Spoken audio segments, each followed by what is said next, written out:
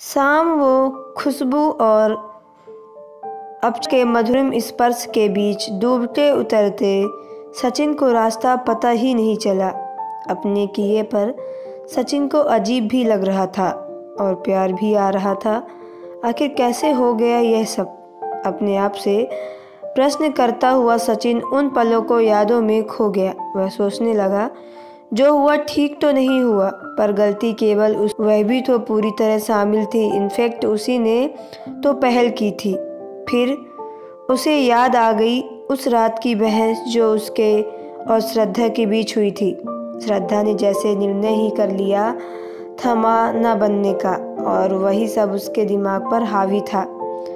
शायद उस रात सचिन काफ़ी परेशान था। शादी के लगभग 3 वर्ष होने के थे। दोनों के रिपोर्ट नॉर्मल थी। पता नहीं क्या कारण था, अभी तक श्रद्धा कंसीव नहीं कर सकी थी। वह न चाहते हुए भी श्रद्धा की दिनचर्या पर नज़र रखने लगा था। देखो, श्रद्धा नियमित रूप से कोई टेबलेट ले रही थी, संभवतः गर्भ निरोधक। उसे श्रद्धा के निर्णय से दुख हुआ, क्योंकि शादी से पहले उसने ये नहीं कहा था कि वो बच्चे नहीं चाहती। अन्यथा वह समझ नहीं पा रहा था कि श्रद्धा ऐसा क्यों कर रही है। वह बच्चा चाहता था। जब से उसे पता चला श्रद्धा बिना उसे बताए गोलियां ले रही थी, उसने अपनी दिनचर्या ही बदल डाली। शाम को घर आते ही वह सामान एक और पटकता और वॉलीबॉल खेलने क्लब चला जाता। थका हारा लौटता और खाना खाकर सो जाता। रात यूं ही गुजर जाती। श्रद्धा की पहल पर भी सचिन का मन जी पल में नहीं रमता, और उस दिन श्रद्धा का फैसला सुनकर वह निराश हो गया। श्रद्धा माँ नहीं बनना चाहती थी, वह इन सब झंझटों से दूर रहना चाहती थी। सचिन ने श्रद्धा की मम्मी से बात की, पर उन्होंने भी कोई संतोषजनक उत्तर नहीं दिया। उन्हें अपनी बेटी के फिगर और करियर की ज़्यादा चिंता थी।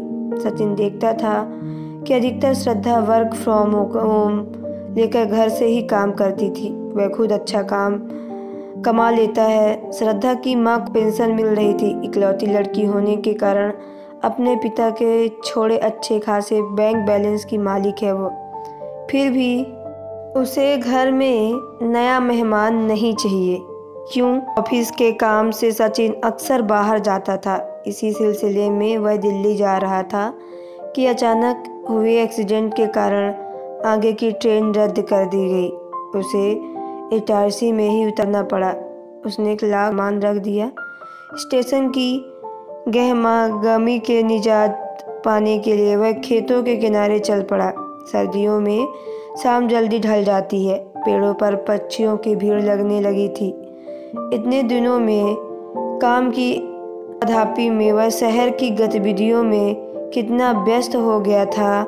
यहाँ का वातावरण उसे अजीब सा सुकून दे रहा था। उसकी नज़र एक पेड़ के नीचे बेतरतीब सी बैठी युवती पर ठहर गई। पास पहुंचकर देखा तो गाढ़े रानी रंग की पोशाक पहने वह युवती भी सचिन की तरह मुसाफिर ही लग रही थी। सचिन उसे करने आगे बढ़ा ही चाहता था कि उसने पूछा, यहाँ ठहरने के लिए रूम कहाँ मिलेगा? उसके इस प्रश्न से सचिन को यह तो समझ में आ गया कि वो दोनों एक ही समस्या के हल ढूंढ रहे हैं, पर कोई त्वरित उत्तर नहीं दे पाया। उसके पास रखे सामान को ध्यान से देखा। एक अटैची, एक बैग था। उसे चुप देकर उसने फिर कुछ कहना चाहा। तभी सचिन ने कहा, मैं भी रूम ही खोज रहा हूँ। इतना सुनते ही वह उछलकर खड़ी हो गई, जैसे उसे कुबेर का खजाना मिल गया हो। उसने अटैची की हैंडल सचिन को थमाया और खुद बैग घसीटते हुए उसके साथ चलने लगी। थोड़ी दूर पर कबेलू लगे घर दिखाई पड़ने लगे। उसने हौले से सचिन का हाथ पकड़ लिया और बेफिक्री से चलती रही। पास पहुँचते पर पता पड़ा कि वह तो एक छोटा सा होटल है जहाँ चाय नाश्ता ही मिलता है। पूछने पर चाय वाले ने हाथ के इशारे से थोड़ा दूरी पर एक होटल बताया जहाँ रात रुकने की व्यवस्था थी। तब तक वह चाय का गिलास लेकर चाय पीने भी लगी। हॉल ही था, घर था। कड़कड़ाती सर्दी में एक औरत एक और आदमी काम में लगे थे। जगह छोटी थी पर साफ थी। वह भट्टी के सामने खड़ी होकर हाथ सेकने लगी। सचिन वही कुर्सी पर बैठ गया। अम्मा 2 गिलास में पानी लिए आई। कहा, बेटा रोटी सब्जी के दाल चाउर आंटी कमरा मिलेगा सोने के लिए। अम्मा, पहले खाना लगा दो। 1 प्लेट रोटी सब्जी और एक प्लेट दाल चावल। हाथ के इशारे से सचिन ने उसे रोका। स्टील की 2 थालियों में खाना आ गया। खाना गरम और स्वादिष्ट था। खाना खाकर वो कमरे में आ गए। बेडरूम के नाम पर केवल एक बेड था जो रूम था। बाहर की तरफ बाथरूम था जहाँ केवल नहाया जा सकता था। उसने भी दरवाजे की जगह पर्दा लगा था। टॉयलेट का पूछने पर अम्मा ने दूर बने शौचालय की तरफ उंगली दिखाई। धूप अंधेरे में उसका पीला दरवाजा ही दिखाई दे रहा था। सचिन ने उसे टॉयलेट जाने का इशारा किया। जब वह कमरे में लौटा तो देखा वह नाइट सूट पहने पलंग पर लेटी थी। जास्मिन की भीनी भीनी खुशबू पूरे कमरे में फैली थी। दूसरी ओर पड़े खाली पलंग पर वह भी लेट गया। सचिन सोचने लगा, कौन है ये? क्या है ये मुझे जानती है? मैं तो इससे पहले कभी नहीं मिला। फिर इतनी बेकल्फी से कैसे मेरे साथ सो सकती है? वह खुद से ही बातें कर रहा था। ठंड के कारण नींद नहीं आ रही थी। करवटें बदलते हुए काफ़ी समय बीत गया। अचानक उसे किसी के ठंडे हाथों का स्पर्श महसूस हुआ। करीब आती जास्मिन की महक से उसने अपने को बहकाया। पता है, कमरे का माहौल इतना रोमांटिक हो गया कि सचिन खुद पर काबू न रख सका। फिर जो हुआ वह सचिन के जीवन की अमूल्य निधि बन गया। फोन की घंटी से सचिन की नींद टूटी। उसने देखा आसपास कोई नहीं था। फोन किसी अननोन लैंडलाइन नंबर से था। दूसरी ओर स्वर उभरा, मेरोत्रा कहाँ हैं आप? हड़बड़ाकर सचिन ने घड़ी देखी। सुबह के 8 बज रहे थे। सर, मैं वो एक्सीडेंट, मेरी ट्रेन कैंसिल की। Mehrotra, are you okay? जी सर, जल्द से जल्द आने की कोशिश कर रहा हूँ। यह कहते हुए सचिन ने खुद को संभाला। इधर उधर देखा, कोई भी नहीं था। शायद वह जा चुकी थी। उसने मेन रोड पर आकर टैक्सी ले ली। रास्ते भर वह उस रात के हसीन पलों को जोड़ घटाना करता रहा। थोड़ा अच्छा थोड़ा खराब, पर वह अजीब सी शांति महसूस कर रहा था। उस रात के उस हसीन पलों को किससे शेयर करे? सचिन के पास कोई अतरंग मित्र नहीं था और बताने पर शायद कोई उसकी इन बातों पर विश्वास भी न करता। और श्रद्धा को बताने का तो सवाल ही नहीं उठता था। पर जब भी वह अकेला होता, उन खूबसूरत लम्हों को साया उसके साथ होता और वह खो जाया करता था। उन हंसी पलों की यादों में लगभग 4 माह बीत गए। सब कुछ ठीक ठाक चल रहा था। वही ऑफिस, वही घर, वही मीटिंग, सब कुछ टाइप सा था। पर आज वो उसका काम में मन नहीं लग रहा था। सचिन के पास उसका नंबर था और कोई ना जानकारी। एक बार स्टेशन से पता करने की कोशिश भी की, पर कुछ ना हाथ लगा। एक दिन ऑफिस में प्रवेश करते ही जास्मिन की जानी पहचानी खराब ने सचिन का स्वागत किया। सचिन ने उसे अंदर आने का इशारा किया।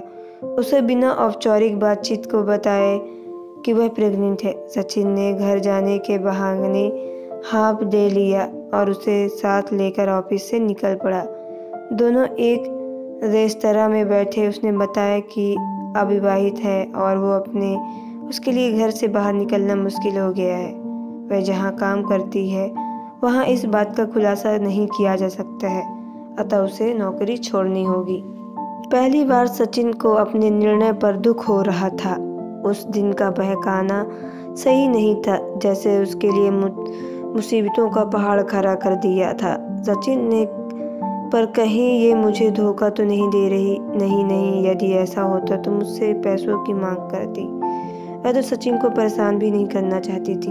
हाँ, बच्चे को जरूर जन्म देना चाहती थी, केवल इसलिए क्योंकि भीतर का महत्व जाग गया था। आज सचिन को 7 जन्मों के रिश्तों पर एकाएक विश्वास सा होने लगा था। वह संयोग नहीं था, क्या था कि एक्सीडेंट के बहाने भी वह मिली। उसने सचिन की आंखों में ना जाने वह सब कैसे पढ़ लिया, वो जो शायद आज तक श्रद्धा नहीं पढ़ पाई थी। सचिन को बच्चे की बेतरह चाह थी। शायद वह सब इसलिए हुआ, वह इस तरह सामने आए, अपने बच्चे की गंवाना नहीं चाहता था। बातों बातों पर उसने यह भी बताया कि उस सुबह जाते जाते उसने सचिन की जेब से उसका विजिटिंग कार्ड निकाल लिया था, इसी से उस तक पहुंच सकी है। सोच विचार के बाद सचिन ने छुट्टी के लिए अर्जी दे दी। वह जैसी भी थी, जो भी सोचकर उसने सचिन से संबंध बनाए, पर उसने सचिन को न तो कभी असमय फ़ोन किया और न अन्य किसी प्रकार का आग्रह। पता नहीं कैसे उसने इन कठिन परिस्थितियों में समय काटा होगा। एक बार उसे दूसरे शहर में घर दिलाने के लिए सचिन फिर दोबारा जा ही नहीं पाया। उसके पास कई बार मन बनाया, लेकिन श्रद्धा के गिरते स्वास्थ्य और दूसरी परेशानियों से जा ना पाया। पर फ़ोन से खबर लेता रहा और खर्चे पानी की व्यवस्था भी समय पर करता। प्रसव का समय निकट आ गया। एक सप्ताह के लिए ऑफिस के काम से बाहर जाने का कहकर सचिन निकल लिया। श्रद्धा इन सब बातों में अनभिज्ञ अपने जॉब में मगन थी। एक प्राइवेट नर्सिंग होम में उसने एक स्वस्थ और सुंदर बच्ची को जन्म दिया। वह बहुत खुश थी। बच्ची को पाकर सचिन को विश्वास नहीं हो रहा था कि वह अपनी बेटी है। हफ्ते भर उसकी देखभाल की सारी व्यवस्था कर जब वह लौटा तो मन में सुकून था। इस बात के लिए मना पाया था कि उसकी बच्ची की परवरिश यदि वह और श्रद्धा करेंगे तो न सिर्फ बच्ची को आगे जाकर आसानी होगी, बल्कि वह खुद वापस नौकरी कर सकेगी। और अच्छी बात यह थी कि वह इस शर्त पर सचिन को कभी कभी उससे ज़रूर मिलाएगा। इसके लिए वह मान भी गई थी। अपनी बेटी को घर लाना एक नई समस्या थी। सचिन को कोई बहाना तलाश कर रहा था। उसने श्रद्धा से बच्चा गोद लेने की बात की। वह तैयार नहीं हुई, पर जब सचिन ने उसे समझाया कि हम आया रख लेंगे उसकी परवरिश के लिए, तो वह राजी हो गई। पर श्रद्धा ने शर्त रखी कि वह बेटी ही गोद लेगी और उसकी देखभाल सचिन खुद करेगा। इससे सचिन को मुश्किल आसान हो गई। सचिन ने मनु को गोद लेने की प्रक्रिया आरंभ कर दी। जल्दी ही मनु घर आ गई। श्रद्धा कुछ दिनों तक मनु से दूर दूर रही, फिर अपने आप सचिन का साथ देने लगी। धीरे धीरे श्रद्धा मनु का बहुत ध्यान रखने लगी। सचिन कभी कभी आशंकित हो जाता कि कहीं वह घर लाकर श्रद्धा को सब कुछ बता न दे। हालांकि जब भी वह मनु को उससे मिलाने ले जाता, वह ऐसा कुछ नहीं कहती थी। फिर भी एक अनजाना डर सचिन के मन में बना रहता था।